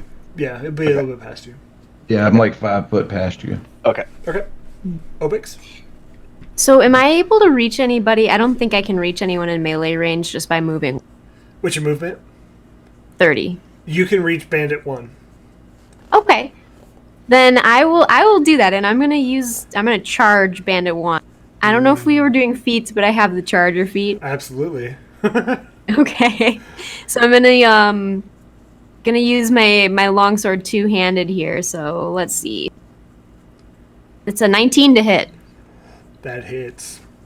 So it's a D10. Ooh. Let me see. 6, 7, 8. So 9, and then the charger feat gives me an additional 5 damage. So it's 14. Yeah, this 14 person damage. is cut in twain. Kappa is detated. Yeah, no, they don't last long. Learn better Elvish. You stinking Elvish. Okay. Anything else you'd like to do, Obix? That's it for me. Okay, and the last bandit to go, Bandit 3, is going to see his partner cut in twain and shoot a longbow at Obix. I'm going to use my reaction and make that disadvantage. I have the protection Okay. fighting style. So disadvantage. So the first one was a 15. This is now 8. Does 8 hit? It does not. I jump my shield out just enough for the twang off the arrow. Well Good block. played. Well played. All right, top of the order again, Azaria. So it turns out that she does speak Elvish, and I just remembered that. Nice. Oh, Well, now you know. So also you heard that the Elvish said death to They're the field. terrible at raiders. Elvish. You know, it's been a long time, and it just came back to her.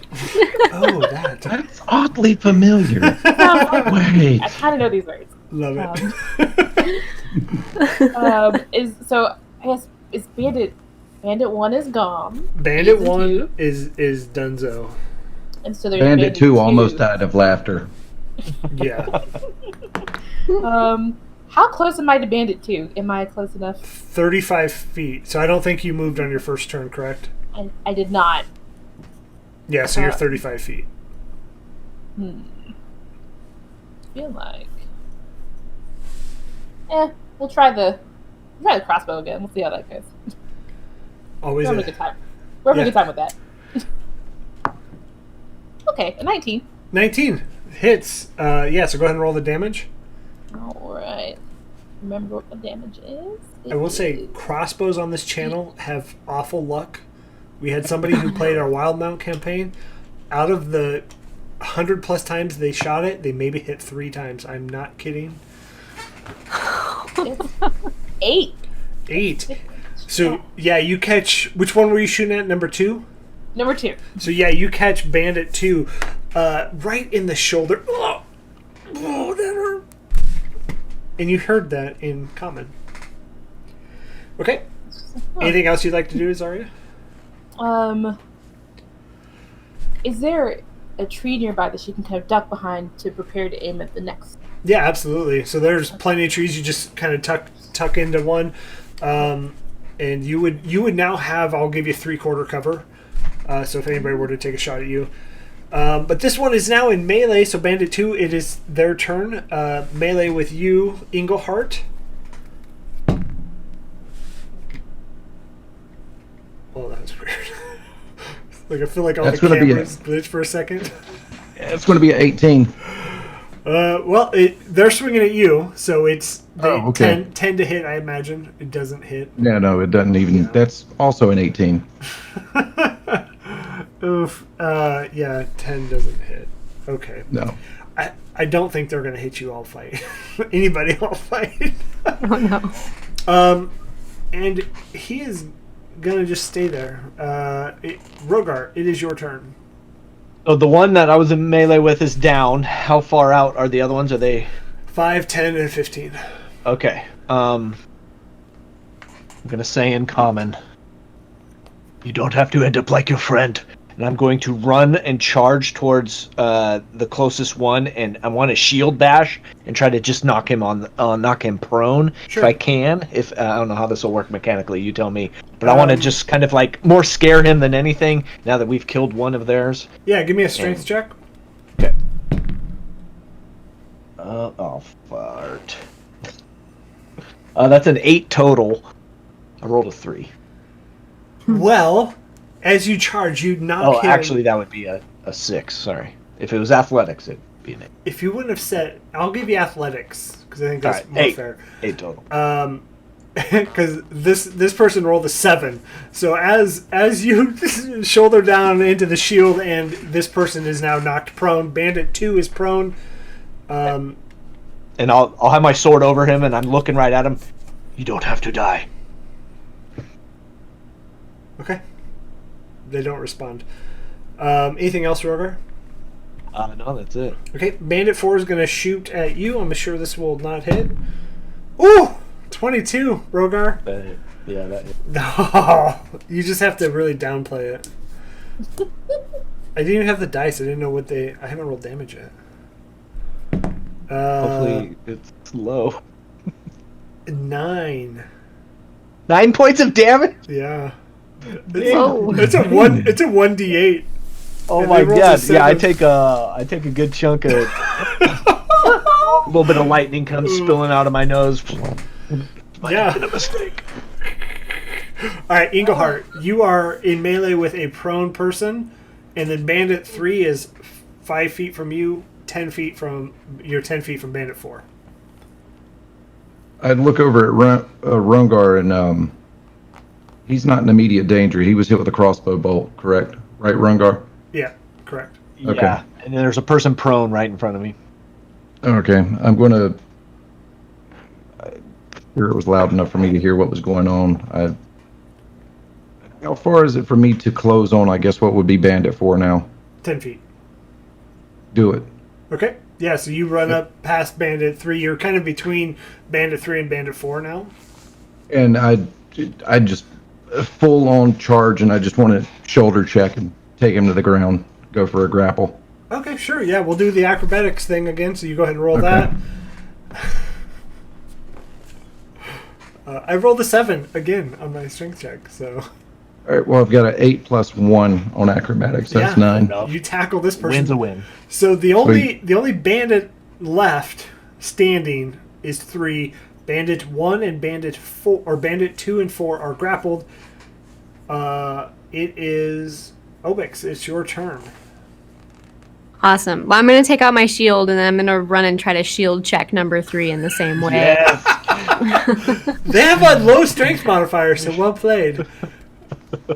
So it's a 19. Damn, that's good. I rolled a 2. rolled. A 2. Here's the 7. Hopefully I knock the bow out of his hands, too. Yeah, so everything just goes flying as Bandit 3 just hits the floor. We're going to just take it out of combat, so they're not going to put up much of a struggle here. Yeah, let's round these guys up and just... Maybe we have... Does anyone have rope? We can just tie them up. I do I have. always I always get rope. Never Sure leave do. home without it. I will help you. Nope. Good call. I will help. This is the best choice that you could have made today. Looking at all of them. And we'll tie them up. I'll say, I'm sorry I I had look- to kill your friend, but his Elvish was just abominable. And I look at Rungar and I'm just like, pretty sure we took their choice. And then I look over at Azaria and I was like, didn't we? We did. Okay. So are you decloaking these fine people? Yes. I think eventually, yeah. Absolutely. So as you get them all tied up, you pull the hoods down. You recognize these fine folks as maybe some ruffians from the bar. See that? Uh-oh. Decorative longsword? No, you do Oh, not. No, not that guy. Oh, okay, good. That's good. That's Frederick. Good. Kill him. No, you do not see Frederick. It is not Frederick. Are these Alistair's friends? You might have noticed them from the mob that was gathering outside of the Reeves house, so you would consider them part of Alistair's crew. It was Dude Man you threatened with the sword. Right? That's Alistair, yeah, but he is not here. No. The first guy that he banged his sword on the shield against before the Reeves came and got us. Oh, yeah. The guy that I was talking to. Oh, Yeah, yes. and I was going to yes. About a match. and I was Okay. going to come up and I was going to bet against you because I'm an idiot. Yes. You notice that they are those same folks. Ah. You are not elven, yet you wear the elven cloak. Just get this over with. No, what is the meaning? What is the meaning? And I'll kind of lightening out my nose a little bit. Give me an intimidation check. Yeah, that's what I was hoping you'd say. I'd like to talk some Damn, that's a 1. Say that Oof. again, Englehart. Yeah, when it you- doesn't. I was going to try and help him, but there's nothing you can do for a 1. Well, I mean, if you're helping, I'm going to give him advantage. Well, Yeah. I was just going to make a little quip. I was going to say is like, oh, it gets serious when the lightning happens. Yeah. So go ahead. I'll give you advantage. Okay, I was about to say, because that's he's about to bring the thunder. That's 2 ends of the spectrum right there. That's the nat 20. Yes. No joke. So, yeah, you see one kind of. We're sorry. ZP is pants. No bodily functions. Prestidigitation. Yeah, his pants are now wet.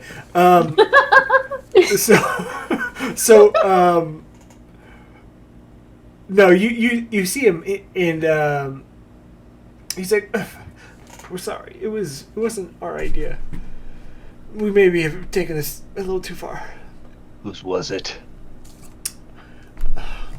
He's gonna kill me. With that. He's gonna kill you with that decorative longsword. And he kind of chuckles. It was Alistair. But I'm afraid plans have already been set in motion. You may want to hurry. Where? So he lays out the plan, the plot, and this group. He goes into detail. He's like, we were meant to ambush you all, and Alistair was going to meet the Reeve and ambush him. So you may want to hurry. And he points out. Let me double check where that's at.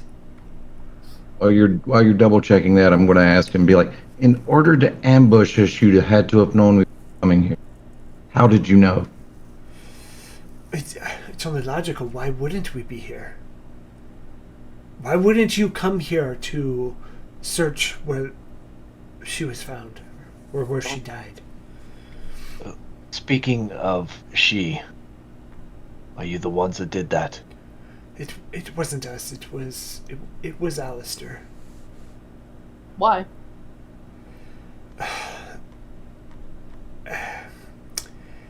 Well, it's because, the Finches have always been upset with how the war turned out and how their family, well, essentially got shunned, and everything was taken from them. And so they've, they would get to talking about the war and how they've lost everything. And one night Alistair just, decided to... Out on an innocent girl. They've got the plow horse. What did the rose have to do with this? Gullible? I don't know how he chose Sherilyn. That wasn't... We weren't a part of that. Was he the one writing her letters? Thank you. I do believe so, yes. So I'm correct in assuming that Alistair's posing as elves, killing a human to get people mad at the elves. What would Alistair gain from reigniting a war? And how would Sherilyn's death Fame. help to that cause? Or is he just a sick fart? What you can't trust. Well, I mean, the plan was to rekindle the war, and, with both communities so entwined with each other, it would just split them apart again, and, we would just... Nothing to be gained from that. Well, Haven't we killed him yet? I am on the edge. As am I. All this for a child to swing a sword. now that you... Wars have started for less. Now that we talk about it, it does seem childish. We repent, and if you let us go, we will right our wrongs. Insight check. Because this is determining whether I kill this guy or not. Yeah, go ahead.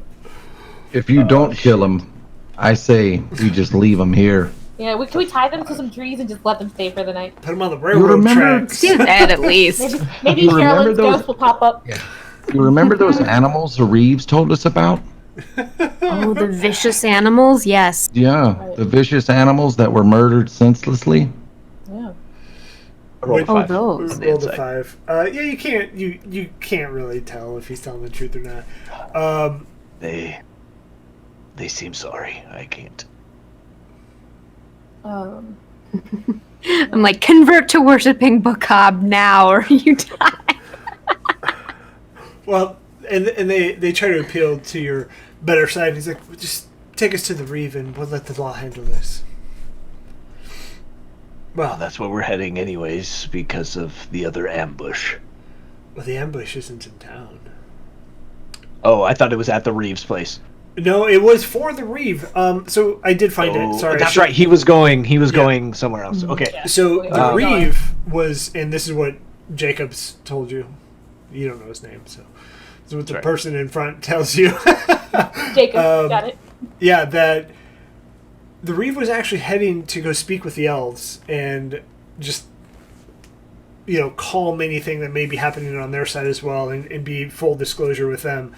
And that the ambush was about halfway along the way, which is north out of Stone's Crossing. We should What's the bring distance these- we have? Yeah, what's the distance we have to cover, and can we make it? You're about 45 minutes away. Oh, that's good. We should bring these men here as these cowards just in case. If they slow If they- us down, could we leave Yeah. them and then That'd come be back perfect. to them? I said let's tie them to a tree and come back later. Yeah, if they slow us I down, can do I'm that. I'm for leaving them now. But if All they right. down, leave them animal that I'm going to assume, and I'm probably not wrong, that they kill little farts. All right. We leave them here. Let's Okay. tie them to the big mossy boulder, I guess. Yeah, you time to And the I boulder. I toss a torch down in front of them. I was like, I know y'all are scared of the dark. I don't want to torture you. And you see, try and wiggle out, but alas, they can't. You guys tied well enough knots. So you guys were gonna have to move at a fast pace. Yes. It takes about 30 minutes sprinting through the woods. But you get back to the other main road. So there's like one road that goes off this way, then one road that heads directly north to the Grove, which is where the elven city is in the forest. And up ahead, you do hear like clanging, almost as if a battle is taking place. Me. Just for clarity, I use my second wind since I almost died. Oh, nice. So I don't have it, but Yeah, that's fine. I'll kind of pick up pace once I hear that familiar sound of metal on metal, and Sure. Same. pick it Yep. up. Okay, so as you guys get closer, you hear, and now that we have you, and the same like really arrogant, like cocky chuckle. We'll be able to finally finish this war. I take my other hand axe and throw it too. Okay, yeah. Go ahead and roll an attack. Awful. 5. Not good. Again. That's what I rolled before was a 5. A 5. No. Yeah, it doesn't even get close, so they don't even notice. Yeah. Oh, Like a bat in way. the night just flutters by. Oh, where's that? And it is getting to be evening, so it's like 8 o'clock. Late summer, so sun is setting. There's still sun. It's dusk. And the last word or the last sentence is the way it should have been finished in my grandsire's time. And as you get closer, you see that Blonquill Peck is being held against a tree with 2 ruffians and Alistair. Go ahead. any elves? Or are those the only people?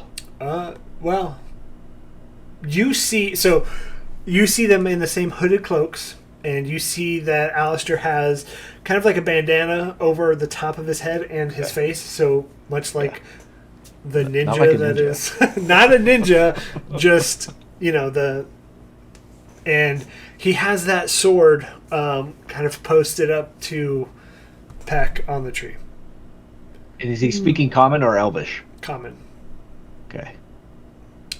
And he starts to put a little pressure on it into Ooh, I'm gonna Peck's yell. chest. Yeah, please. I'll do. shout out. I'll be like, so you can't win in a fair fight, it looks like?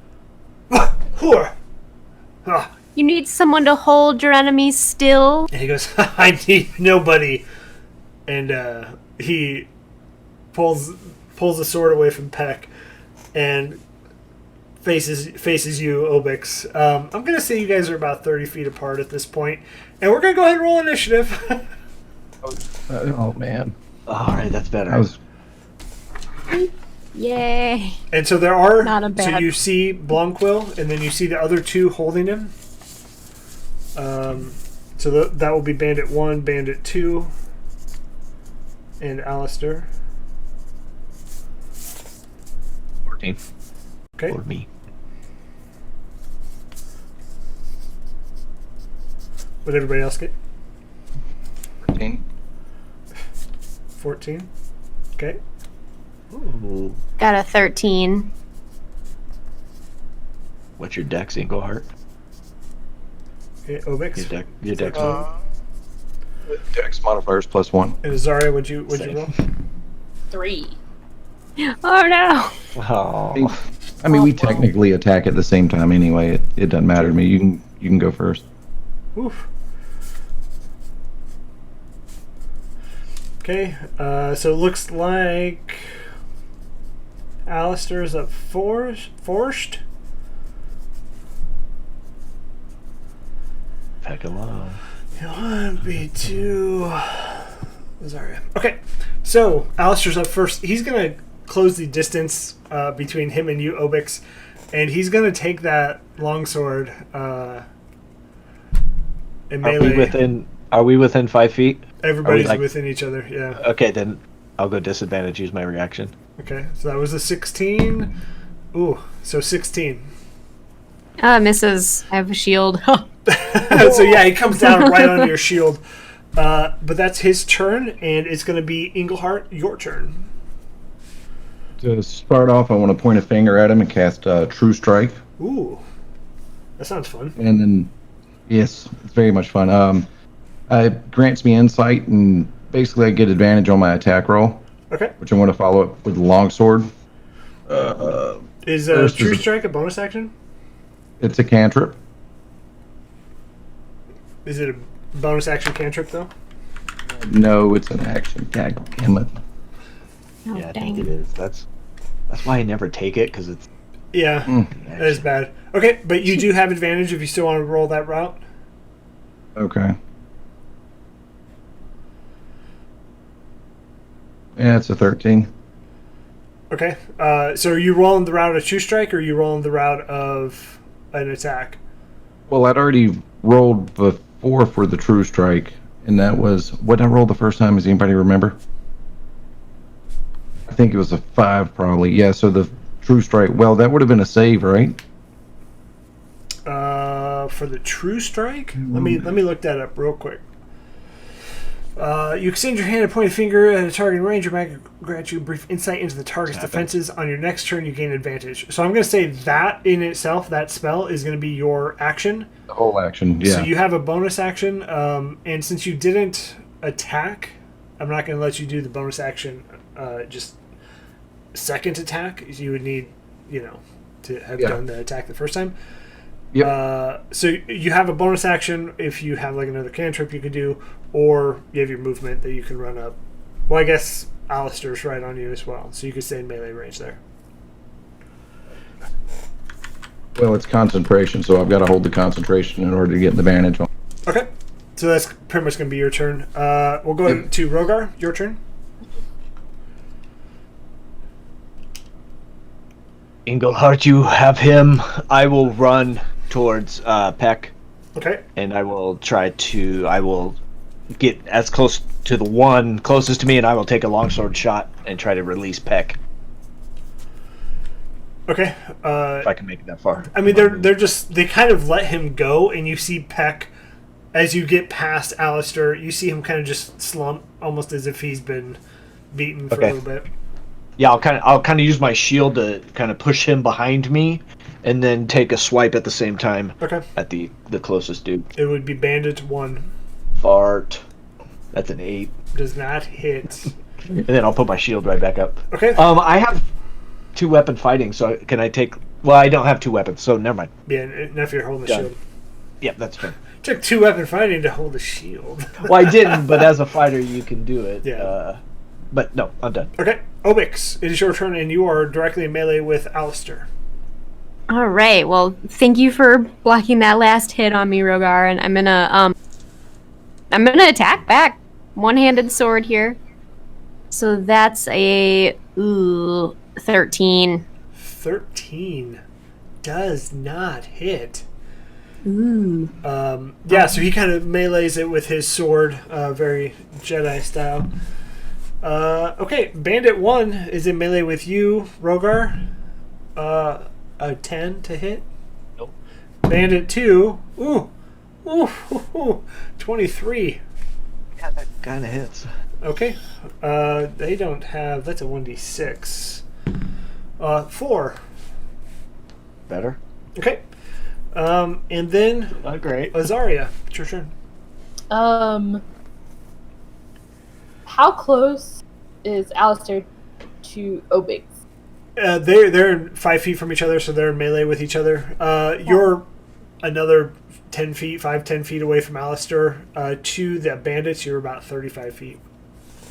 So if I set him on fire, is she gonna be on fire? It depends on what you're doing. I say do it. What spell are you casting? Just create bonfire. Oh no, it'll be right under Alistair, and it's a 5-foot area. So, Yeah. All right. Perfect. So we're gonna go for I was that. thinking about doing that. Yeah. so that is a Dex save. Is that correct? That is. Yeah, that's correct.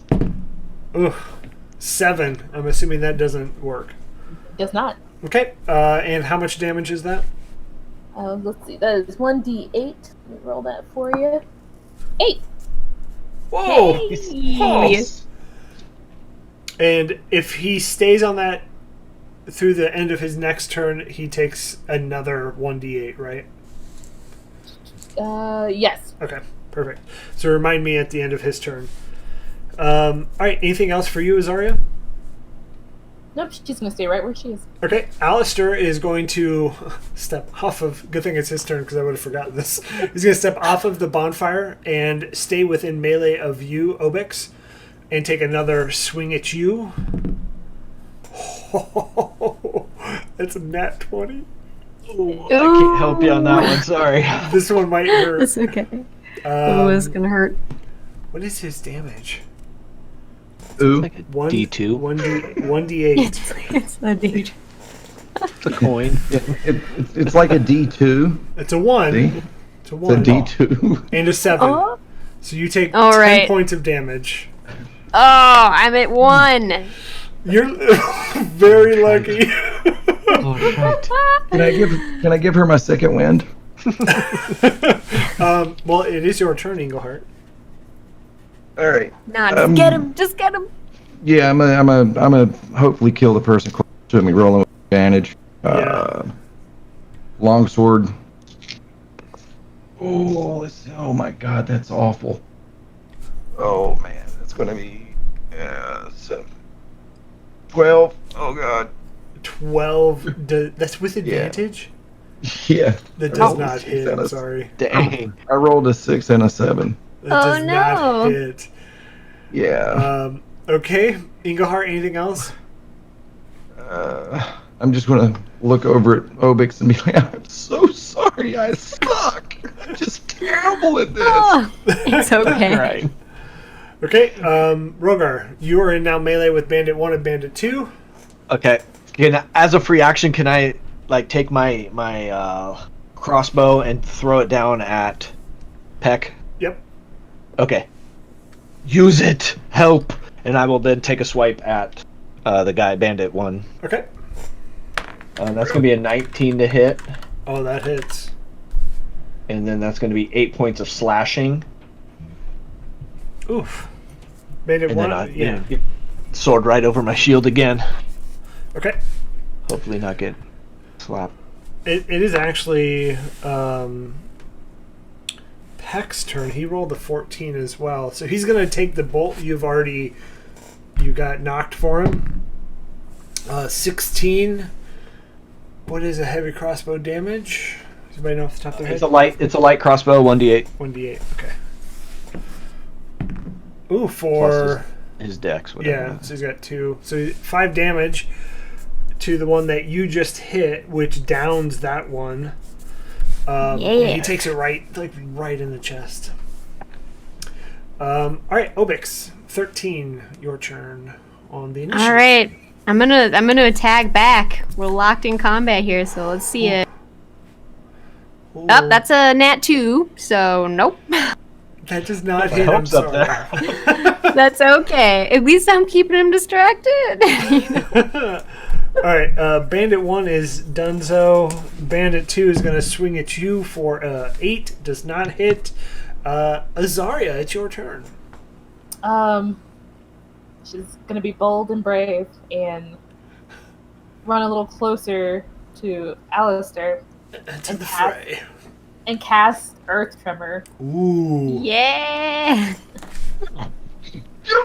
Read that for me. You cause a tremor in the ground within range. Each creature other than you in that area must make a dexterity saving throw. On a failed save, a creature takes 1d6 bludgeoning damage and is knocked prone. If the ground in that area is loose earth or stone, it becomes difficult terrain until cleared, with each 5-foot diameter portion requiring at least 1 minute to clear by hand. So I'm going to say you move enough that you would not hit Obix or Engelhart, so you can move Right. to the back and just catch. Yeah, so he needs Tail some end of it. dex save. Metagamey. Do we want to keep him alive? Alistair? Me? Yes. I mean, just speaking metagame. That's a 10. It does not save, so go ahead and roll a 1d6. 6. It's so lucky. Wow. Okay. Anything else nice. you want to do, Azaria? No. Okay. Back to the top of the order. It's Alistair's turn. He's not going to move anywhere. He's just going to swing at you again, Obix. Wait, shouldn't he be prone? Oh, you're right. He is prone. So he stands up. Using all of his movement. Obix, 22. That hits me. Uh-oh. That's no good. I'm assuming you have 1 hit point, so the +2 is going to do it. But this could be fatal blow. 6 total. All right, I'm at -5. And your total's 13? 11. 11. Okay, yeah, you're good. So yeah, he just cuts you down. It hurts. It's bad. Eagleheart, you see your friend, your ally, fall right next to you. It's your turn. Alistair's standing up now, right? Oh, man. Yeah. He rolled a 18 on his initiative, so that's pretty good. I really want to cause fear. Yep. That's what I want to do. I want to cast cause fear. Okay. Yeah. Looks like a save. wisdom save of 9. He's pretty smart. He wasn't acting smart in the bar. He really wasn't. Mm-mm. It's a 12. Jerk. Him, not you. No, it's fair. We embody the same. Okay. Anything else, Eagleheart? God, see, I play a cleric in my other campaign, and like her laying there dying is on my cleric strings, and I'm just like, I can't. I don't have anything. No. Okay. No. Yeah, no, nothing. Actually, can I step in between the two of them? You both are in melee pretty much equally, so he's probably going to turn his attention to you next. But, okay, good. All right, Rogar, you have Bandit 1 down, Bandit 2. Yeah, I want to finish this guy off. Longsword. Hopefully Peck will help me out. That's a 15 to hit. That hits, yeah. Ooh, 6 plus 3, that's 9 points of slashing. Yeah, you take a chunk right out of his bicep. Okay. Okay. You're right. Sorry, it is very gross. It is yours. All right, Obix, death saving roll, please. All right, let's see. Please don't die. Nat 18, so I'm okay for now. Nice. Does Peck get a shot? Yeah. I mean, I'll throw more bolts his way if... Yeah. Ooh, he rolled a 19 plus, I think, 4. I'm not going to give him proficiency. He's just a 19, which is a D8, you said? Yep. Ooh, 2 plus 2. 2 plus 2? 4 damage. 4. He knocks this one out as well. Oh my goodness. Peck, you're a hero. You giving Peck the crossbow was the best thing you could have done. Alright, so Bandit 2 doesn't even get to go. Azaria, it's your turn. Peck is the man. How far from Alistair am I right now? 10 feet. 10 feet? Oh, I'm super close. Too close. Too close. Oh boy. We'll you know what? We'll try to stab him with the dagger. We'll see how that goes. Get him. Get him. We'll see how that goes. Let's see. Dagger. 14. Okay. Does that do anything? It does not hit. Ah! So close. Okay. Alright, anything else, Azaria? She would like to run away. Okay, so you come in, quick stab, and run away. He's not going to take an opportunity attack because he's got other things on his mind. He's pondering this ass whooping I'm about to lay down on him, isn't he? Yeah, and it's his turn, so he's going to turn to you, Engelhart. It's fine. 13 hit? No. No, it does not. All right, Engelhart, it's your turn. Oh, come on, metal dice. Oh, son of a bitch. Yeah, that's going to be 13, not hit. Rolling like crap. 13 does man. not hit. Yeah, 13 yeah. does not hit. Rogar. Yeah, I'll turn to Peck. Do we need to keep him alive? And then I'll start booking my way over there. Hopefully getting an answer. It's your call. Put it on me, you asshole. Well, I'm gonna kill him. If you don't make the call, I'm going to kill him too. Alright, I'll come up and I'll, running and just drive the sword right into the small of his back. Ooh, gross.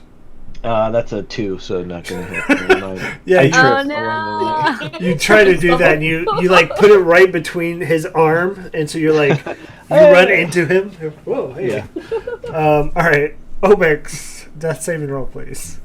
All right, let's see. Oh, You a got failure. I rolled a 4, so I'm 1 and 1. Okay. Azaria, it's your turn. Let's see. So if I ran 30, I'm not gonna get far enough away.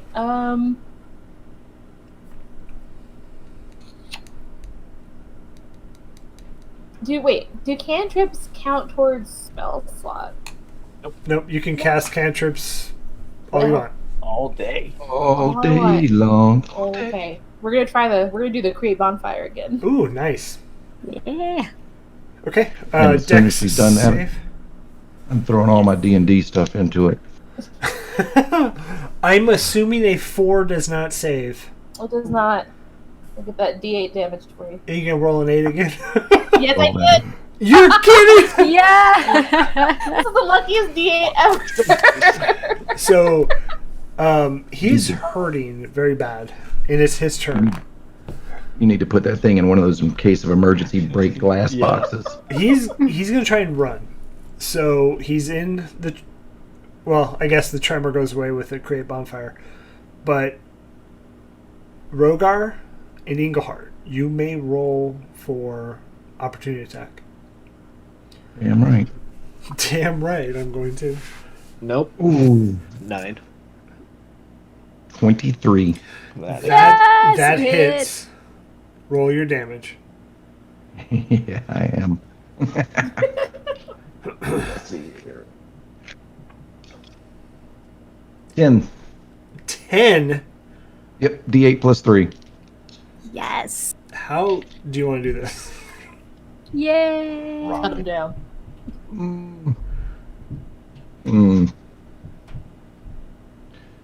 You know, when Rogar stuck his sword under his arm before, I want to do that again, except this time I want to take his arm off. Ooh, gross. And then I want to beat him with his arm. That's even grosser. We should have talked about how we kill people. No, I'm just kidding.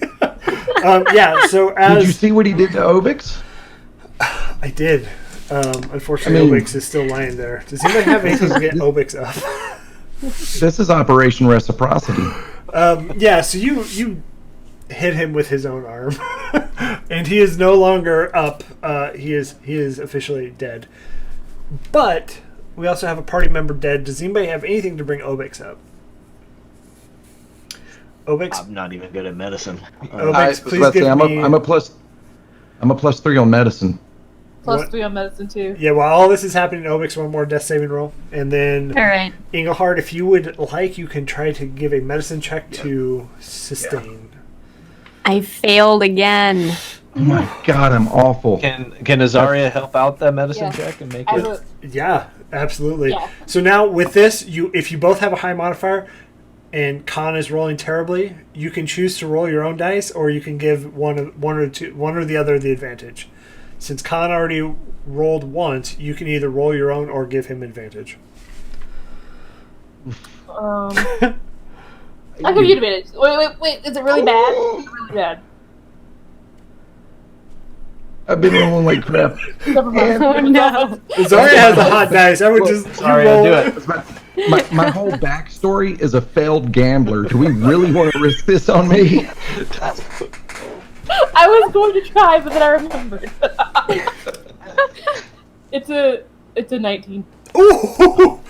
Yeah. Is that Yay! with your plus 3? Is That's that with with your plus plus 3. 3? That's with plus 3. Okay. It was 16 by itself. So you see Okay. Englehart trying to help Obix up, and you're like, move. And I trip. And you help Obix up. Fall on Obix, her. you are now hurt very badly. You're back at 1 HP. Oh man, I'm gonna be like, sorry, I was trying to save this, but I'm gonna lay on hands myself for 5. Yeah, and you heal yourself up. You see Peck using the crossbow to stand up, and he's like, I'll go over and I'll, put his arm around my shoulder and kind of help him up. "Oh, I really appreciate it. Oh, that bastard, he jumped me." Well, I don't know if you knew his plan, but it seemed he was trying to set the elves up for the murder of the rogue girl. That's what I figured. He talked about grandeur and whatever. He said that you were taken care of, clearly or not. Was there another ambush? Yeah, there's 3 other knuckleheads tied up Well, let's go at the cove. Let's go gather them up and bring them to town. And we'll finalize this and put the Rowe family at peace. What was Alistair's last name? Finch? Yep. Ooh, What is the fate of the Finches? Well, we'll find I mean, out. I assume his mother had nothing to do with this. Yeah, so this is where we're going to end the module. I'll read the epilogue just so it tidies this up in a nice, pretty package. The whole story comes out over the next few days. Alistair Finch, a man who seemingly had all the position and wealth his small town could offer, has been drinking from a deeply poisoned well. Since the time he was a small child, his grandfather had told him made-up stories of his bravery in the Three Dales War, inflating both his own prowess and the crimes of the elves they fought. As the old man got older, he would often take his grandson aside and teach him how to fight. He knew the elves were biding their time, waiting to swoop down on the villages and destroy them, put them to the torch so their damnable forests could grow again. The bitter seeds that old man planted grew into a tree of hate. And so Argus Finch stories had been from the wellspring that Alistair's hate came from.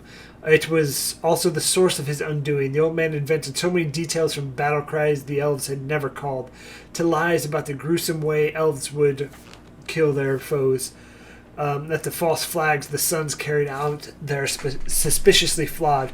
It was those flaws and the town's unwillingness to take the lesser acts of destruction at face value that led Alistair coaxing Sherilyn Rowe out into the night to meet him, instead of a tryst with a secret lover, though all she found was death.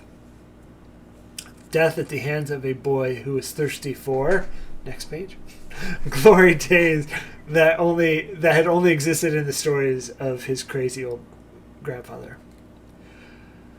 So that was it. Obix, I'm sorry. I didn't die. You didn't die. You didn't Celia die. saved me. That's true. I have a terrible knack of killing PCs in these one-shots, so I'm glad nobody passed away, but you did fall. And I want to say thank you, everybody. We'll give everybody the opportunity to go around again. We'll start with Con this time. Con, if you want to go ahead and tell who you are and where people can find you. Yeah, and I'm Confounded. You can find me on the Twitters as well as Twitch and YouTube and probably a few other places. I'm in the FeatherFall Discord, which is a absolutely fantastic community, and they're the ones that shout out. Don't worry about me. Check us out over at FeatherFall. Thank you. And check out the Arcane Library. They got some good shit in there too. Yeah. Yeah. Mem. Oh, wasn't ready. Hi, I'm Mem. Easily startled. So I am Startled Uncertain one. I'm Uncertain Mem on Twitter and Uncertain Memory here on Twitch. I stream occasionally. And like I said, I'm in one constant campaign on Sundays on Other Dogs channel. It's Dark Matter, Salt Maw. Pretty awesome. Nice. Had a good time. Thanks for having me. Yeah, no, thanks for being here. And Kelsey. Oh yeah, I'm Kelsey Dion, and I am. I guess you can find me on thearcanelibrary.com. I write adventures and like D&D content. And that's it. This was really fun. Thank you for having me on here with you guys. Yeah, thanks for joining, and Chris, thanks for filling in last minute. I appreciate it. Yep. Unfortunately, we had somebody that had to drop out, but it's okay. I want to say thank you to everybody playing here tonight. It was so much fun. This module was, it kind of hit some of the tones that are we try to stay away from, but it was fun. And you guys made it amazing.